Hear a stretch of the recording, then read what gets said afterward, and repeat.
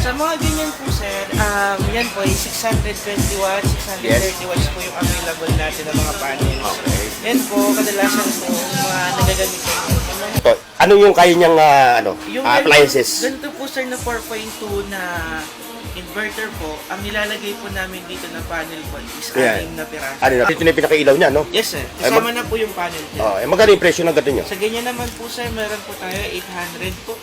Pero yung mga presyo po na babanggit ko, Magkano ang presyo nito, sir? pag ganito naman po sir, 900 po. 900, ano?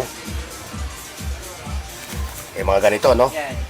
Saka, Meron sir, din po tayo ng mga ganito sir. Kung gusto pangkaya pa siya, no? Yes po, kaya po sa electric. Sa rice cooker po hindi na Hindi na kaya ang rice cooker, no? Yung mga, halimbawa, yung mga yung painitan ng tubig, Hindi rin. hindi na rin kaya, no? Kasi po yung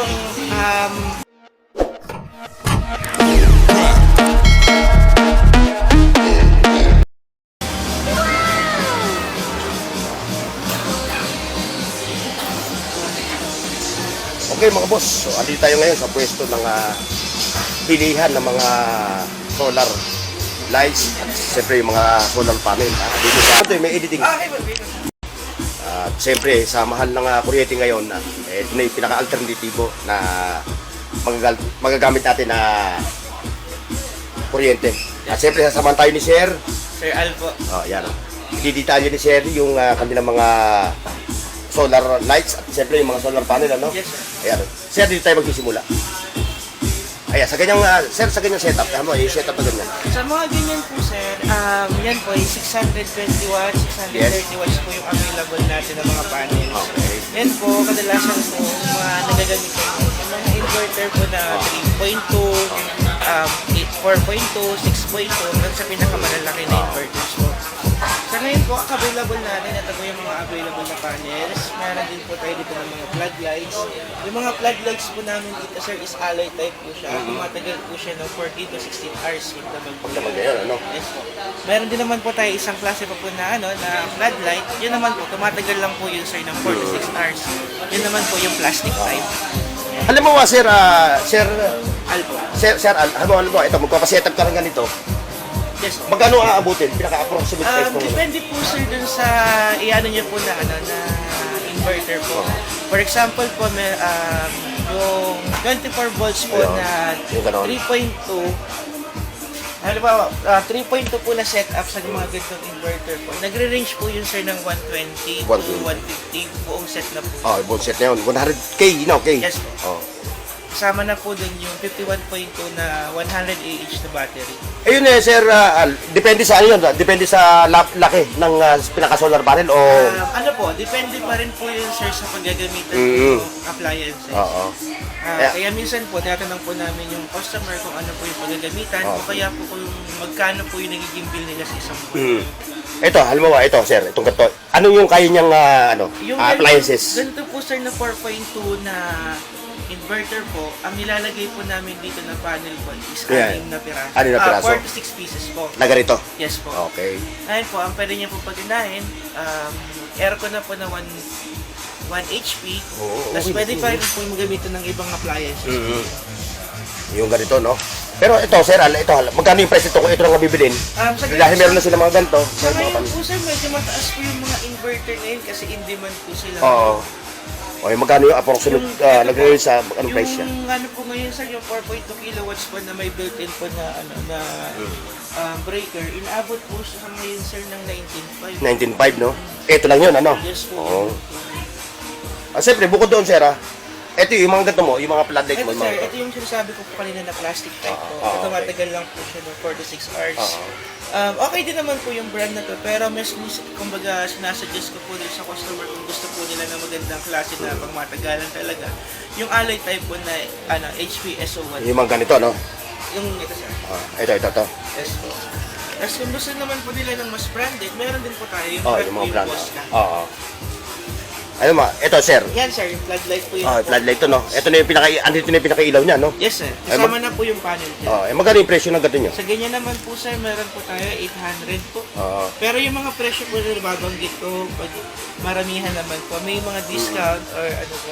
O sa kayo magpapa-install, no? Yes No? po. Pwede kayo mag-install, ano? Within NCR po, nag-i-install po kami, pero pag ano po, nasa ibang mga province na po, may additional po May additional, no? charges. Sir, pakisabi yung Facebook nyo sa yung contact number nyo. Ito po yung, ang pangalan po ng store po namin, at saka yung page po is RB Dark Electronics. Ako po si Sir Al. Ang number ko po is 0919-544-2913. Okay. Ayan ha, si Kapitan, mga kagawad ng barangay, no? Ito, mayroon na kayo bibigyan ko na kayo ng idea ha, kung saan kayo makakabili ng mga mura, mga floodlights, siyempre yung mga panel nila, yung mga ganito. Ayan, dito lang sa, RB plaza. Dark Electronics po, dito po yan sa Sunstar Grand Hotel po yung pinaka-landmark natin. O ayan, diretso tayo dito. Sir Al, yung mga ganda nyo. Sa mga ganyan, sir, yan po yung tinatawag na JD light po. Yan po yung pwede po kayo mag-charge ng cellphone for emergency light. Then mayroon po siyang kasamang 3 bulb. Ito yun ha. Ay, magkano ang price nito, sir? Pag ganda naman po, sir, 900 pesos. 900, ano? Eh, mga ganito, no? Yan. Saka, Meron sir, din po tayo ng mga ganda, sir. Kung gusto naghahanap po yung customer natin ng street light. yung mga street light, ano? Sa street light naman po, may dalawang klase po tayo. Meron po ng censored, meron din po no walang sensor. Sim- Pinagkaibahan po, pag may censored po,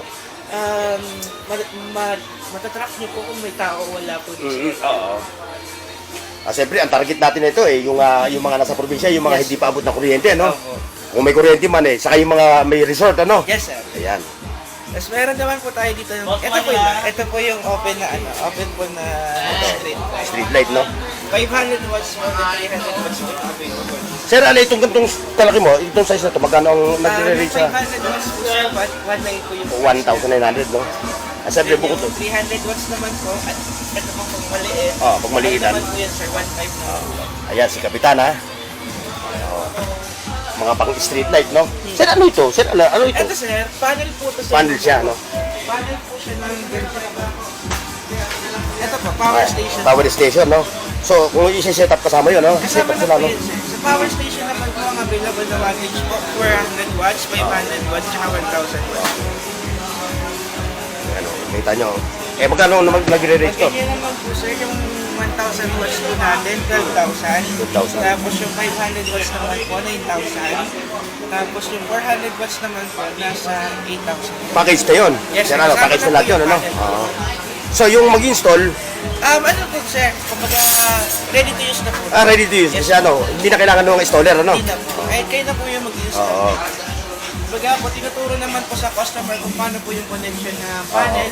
Kasi ito po, pwede nyo po siyang i-charge ng AC/DC. Pwede sa kuryente, pwede rin po sa solar. Anong mga gadgets or appliances ang pwedeng kakaya? Sir, po sa 1,000 watts po, kaya na pong paginahin yan, ilaw, electric fan, TV na maliit lang po.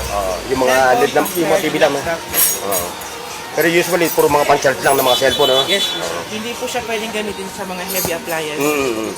Kamukha ng mga electric fan, rice cooker. Sa Electric fan kaya pa siya, no? Yes, po. Kaya po sa electric fan. Sa rice cooker po hindi na po. Hindi na kaya ang rice cooker, no? Yung mga, halimbawa, yung mga yung painitan ng tubig, Hindi rin. hindi na rin kaya, no? Kasi po yung electric kettle po, nagre-range po yun ng 1,500 watts. Ang So, hindi ka kailangan kayanin nyo yan. po nun na setup po nun is 3,000 watts para hindi lang po... Yung mga kagaya na gano'n, ano? Yung mga gano'n, no? yan po, pwede na po yan. Pwede na yan, Pwede no? rin po nung mas mababang model. Kaya po ng mga pure sine wave po na inverter. At saka, Sir Al, alam mo ba, yung mga nasa malayo lugar, alam mo, nag-order sila sa inyo, ano ba yung magiging mode of payment? O yung Pag magiging... nasa malayo po sila sir, ang mode of payment po natin, pwede po siyang GCash, bank transfer, tapos Maya.